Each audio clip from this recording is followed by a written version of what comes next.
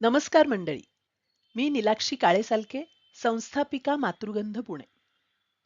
मातृगंध पुस्तक मैत्री या उपक्रमात आपल्यासाठी घेऊन येत आहे राजहंस प्रकाशित डॉक्टर अनुराग श्रीकांत लव्हेकर लिखित वसुंधरेचे शोधयात्री. अज्ञाताबद्दलचे कुतूहल अन अज्ञाताचा वेध घेण्याची जिज्ञासा यामुळे अनेक धाडसी प्रवासी वसुंधरेच्या विविध भागांचा शोध घेत राहिले. त्यांच्या अथक प्रयत्नांमुळे अन पराकाष्ठेच्या जिद्दीमुळे ज्ञानाची नवनवीन क्षितिजे उदयास आली. निर्मिती, व्यवसाय, वितरण, व्यापार, उद्योग, प्रवास, अर्थकारण, धर्मकारण, राजकारण, इतिहास, भूगोल अशा मानवी जीवनाच्या अनेक आयामांवर या शोधयात्रांचा अमीट ठसा उमटला. ज्या भागातून हे प्रवास घडले त्या त्या भागात कला, वास्तू, शिल्प, संगीत, साहित्य, धर्म, जीवनमूल्ये आदींची देवाणघेवाण होत राहिली. कधी सहकार्यातून तर कधी संघर्षातून. भूगोलाच्या रंगमंचावर इतिहासाचे नाट्य सादर होत असते. या विधानाची प्रचिती देणाऱ्या आपल्या शोधयात्रांमधून नवा इतिहास घडवणाऱ्या शोधनायकांची गाथा, अर्थात वसुंधरेचे शोधयात्री. या पुस्तकातील अमेरिगो वेस्पुसी अमेरिकेचे बारसे हा लेख तुमच्यापर्यंत घेऊन येत आहे. इटलीतल्या फ्लॉरेन्समध्ये अमेरिगो वेस्पुसीचा जन्म झाला. सर नेस्टाजिओ आणि लिसाबेट्टा मिनी या दाम्पत्याचे हे तिसरे अपत्य. ऑल सेंट्स चर्च जवळ असलेल्या ऑग्निसॅन्टी या ठिकाणी त्याचे कुटुंब राहत असे. त्याला सॅन सॅल्वाटोर असेही म्हणतात. त्याचा प्रभाव म्हणून असेल, नंतरच्या काळात त्याने शोधलेल्या ब्राझील मधल्या एका जागेला त्याने बे ऑफ ऑल सेंट्स असे नाव दिले. त्याच्या शिक्षणाची जबाबदारी काका जॉर्जिओ याच्याकडे होती. अमेरिगोची भावंडे शिक्षणासाठी पिसाच्या विद्यापीठात होती. अमेरिगोने मात्र व्यापारात करिअर करण्याचे निश्चित केले होते. फ्लॉरेन्सच्या हाऊस ऑफ मेडिसी बँक इथे कारकून म्हणून त्याची नियुक्ती झाली. ही बँक लॉरेन्झो मेडिसी यांनी सुरू केली होती. इसवी सन 1397 पासून 1494 पर्यंत ही मेडिसी कुटुंबाने सुरू केलेली जगातील सगळ्यात मोठी आणि प्रतिष्ठित वित्त संस्था होती. त्यांच्यापैकी लॉरेन्झो डी मेडिसी हा फ्लॉरेन्सचा एक अनौपचारिक राज्यकर्ताच होता. लॉरेन्झो द मॅग्निफिशियंट असेही बिरुद त्याला लावले जाते. या मेडिसी लोकांपैकी एक अमेरिगोचा आश्रयदाता होता. एप्रिल 1495 मध्ये बिशप फॉन्सेकाच्या कारस्थानामुळे ख्रिस्तोफर कोलंबसला कॅस्टिलन गादीने दिलेले एकाधिकारशाहीचे अधिकार रद्दबातल ठरवले. इतर नागरिकांनाही वेस्ट इंडिजकडे जाण्याचे परवाने मिळण्यास सुरुवात झाली. या कालखंडात बेराल्डो या नुकत्याच मरण पावलेल्या इटालियन व्यापाऱ्याच्या इस्टेटीचा कारभार अमेरिगो पाहत होता. बेराल्डोने कॅस्टिलन गादीशी केलेल्या करारानुसार वेस्ट इंडिजला जाण्यासाठी 12 मोठी जहाजे पुरवणे क्रमप्राप्त होते. कंत्राटदार म्हणून तशा जहाजांचा पुरवठा वेस्पुसीने पुढे चालू ठेवला. नंतरच्या काळातही हे काम चालूच राहिले. इतकेच नव्हे तर खुद्द कोलंबसच्या एका मोहिमेसाठी बीफचा पुरवठा करण्याची जबाबदारी वेस्पुसीने उचलली होती. इसवी सन 1502-3 मधल्या वेस्पुसीच्या मोहिमांबद्दल युरोपला नंतर माहिती मिळाली. 1507 मध्ये मार्टिन वाल्सिम्युलर याने नवीन जगाचा समावेश असणारा सुधारित नकाशा पहिल्यांदा बनवला. त्यात त्यांनी नवीन भूप्रदेशाला अमेरिगो वेस्पुसीच्या नावावरून अमेरिका हे नाव पहिल्यांदा वापरले. कोलंबसच्या कामाचे श्रेय लाटण्याचा आरोपही बऱ्याचदा वेस्पुसीवर होत असतो. पण अमेरिका हे नाव देण्यात स्वतः अमेरिगो वेस्पुसीचा काहीही पुढाकार नव्हता. ते नाव इतरांमुळे पडले आणि प्रचलित झाले ही गोष्ट लक्षात घेतली पाहिजे. अमेरिगोच्या पहिल्या आणि चौथ्या सफरीच्या सत्यतेबद्दल पडताळा होत नसला तरी दुसऱ्या व तिसऱ्या सफरीबद्दल निश्चितता आहे. 1504 मध्ये त्याने पिएरो सोडेरिनीला लिहिलेल्या पत्रात नवीन जगाला भेट दिल्याचे उल्लेख आहेत. त्यात त्याने मे 1497 ला स्पेन सोडले आणि ऑक्टोबर 1498 ला परत आल्याचे म्हटले.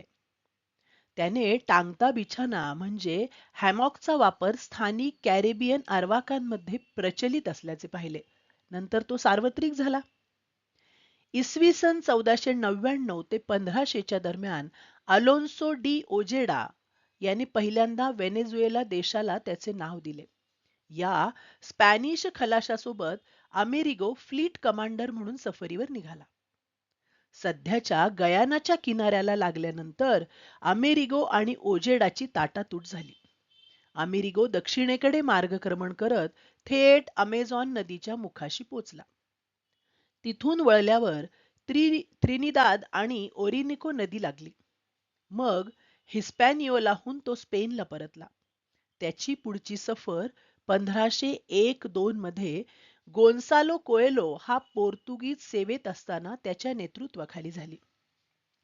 लिस्बनहून निघाल्यावर ताफा प्रथम केप वर्देला थांबला. पेड्रो अल्वारेस कॅब्रालच्या भारतातून परतणाऱ्या 2 बोटींची आणि त्यांची गाठ पडली. तिथून अमेरिकेकडे वळून दक्षिण अमेरिकेच्या किनाऱ्यालगत त्यांनी प्रवास चालू ठेवला. दक्षिण अमेरिकेत त्यांनी नेमका कोठवर प्रवास केला हे सांगणे कठीण आहे. अमेरिगो आणि कोएलोच्या सफरीनंतर पोर्तुगीजांनी रेखाटलेल्या अमेरिकेच्या नकाशात कैनेनेया हे अमेरिकेचे दक्षिण टोक होते, जे आजही ब्राझीलचे शेवटचे टोक आहे. ते अमेरिगो आणि कोएलोच्या सफरीचे शेवटचे टोक असणे शक्य आहे. अमेरिगो वेस्पुसीच्या आयुष्यातील 2 महत्वाची पत्रे प्रकाशित झाली. मून्स नोवस म्हणजे नवीन जग नावाचे एक पत्र लॉरेन्झो मेडिसी याला पाठवलेले आहे. 1501-2 दरम्यान दक्षिण अमेरिकेत केलेल्या सफरीचे त्यात वर्णन आहे. 1502च्या उत्तरार्धात ते प्रकाशित झाले.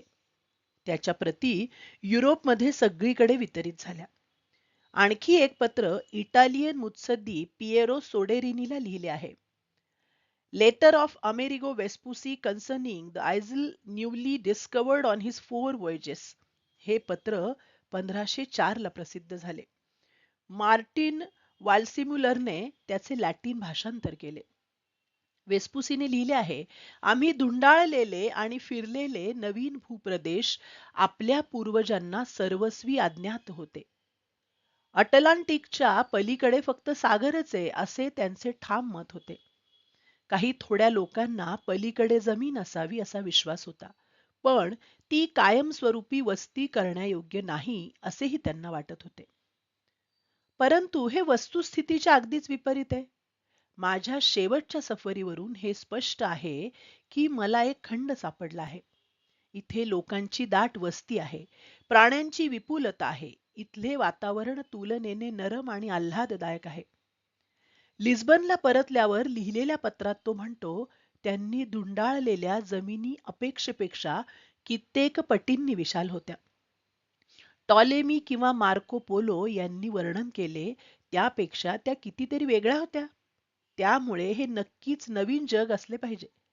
जगाला अज्ञात असणारा युरोप, आफ्रिका व आशिया यापेक्षा वेगळा असा चौथा खंड असला पाहिजे. आपण ज्या भूभागावर आहोत तो लहान सहान भूभाग नाही आणि आशिया खंडाचा तो भागही नाही. तो ज्ञात खंडांपेक्षा सर्वस्वी वेगळा भूखंड आहे हे त्याने ठामपणे सांगितले. त्याने निस्संदिग्धपणे प्रथमच केलेल्या प्रतिपादनामुळे नवीन खंडाला त्याचे नाव दिले ते सार्थच आहे. अमेरिगोला खगोलशास्त्रातही गती होती. आकाशात दिसणाऱ्या नक्षत्रांवरून दिशादर्शन हे त्या काळच्या नाविकांना माहिती होतेच. अमेरिगोने त्यात बऱ्याच सुधारणा सुचवल्या. आपल्या सफरीच्या पूर्वार्धानंतर अमेरिगोने अल्फा सेंटॉरी, सूर्यापासून सर्वात जवळचा पहिला तारा, बीटा सेंटॉरी, सूर्यापासून जवळचा दुसरा तारा, क्रक्स कॉन्स्टलेशन, कोलकॅस नेब्युला या सर्वांची स्थान निश्चिती केली. प्राचीन ग्रीकांना त्याची माहिती होती, पण ते विस्मरणात गेले होते. अमेरिगोने त्यांच्याबद्दलचे नव्याने शोध लावले.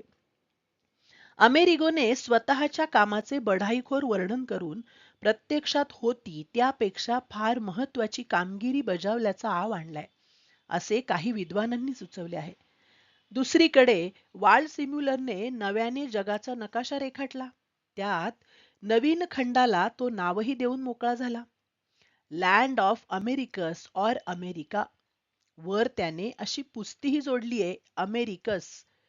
ज्या बुद्धिमान माणसाने नवा प्रदेश शोधला त्याला त्याचे नाव द्यायला कोणाचा विरोध असायचे कारणच काय?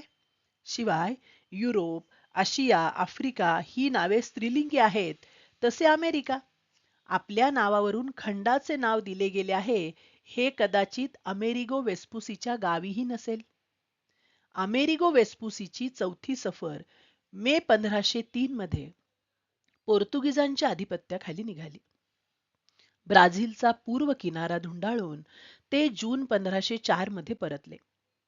त्याच्या पहिल्या सफरीप्रमाणेच चौथी आणि अंतिम सफरही विवादास्पद आहे. परतल्यानंतर लवकरच त्याला स्पेनचे नागरिकत्व बहाल करण्यात आले. 22 मार्च 1508 रोजी राजा फर्डिनांड ह्याने अमेरिगोला गलेलठ्ठ पगाराची नोकरी देऊन स्पेनचा मुख्य नाविक म्हणून नेमले. आयबेरियन सागरातील खलाशांना जागतिक पातळीवरील नौकानयन सोपे व्हावे, यासाठी नौकानयनशास्त्र विकसित व्हावे, त्यातले तंत्रज्ञान विकसित व्हावे, त्यात आधुनिकता यावी, यासाठी सेविल मधल्या कॅसा डी कॉन्ट्राटेसियॉन या ठिकाणी नवीन कार्यशाळा विकसित करण्याची जबाबदारी त्याच्यावर सोपवली. रेखांश मोजमापन करण्याची एक अधिकाधिक काटेकोर पद्धत अमेरिगोने विकसित केली. नंतर विकसित झालेल्या व वापरात आलेल्या क्रोनोमीटरने त्यात आणखी अचूकता आणली. त्याने लावलेल्या शोधांच्या सन्मानार्थ 22 मार्च 1508 ला त्याला देशाचा पायलट मेजर करण्यात आले. 22 फेब्रुवारी 1512 मध्ये राहत्या घरी अमेरिगोला देवाज्ञा झाली. या शोधनायकासोबतच इतर अनेक पृथ्वी धुंडाळणाऱ्या शोधनायकांची गाथा वाचायची असेल तर नक्की वाचा वसुंधरेचे शोधयात्री. भेटूया पुढील भागात पुढल्या पुस्तकासह. धन्यवाद.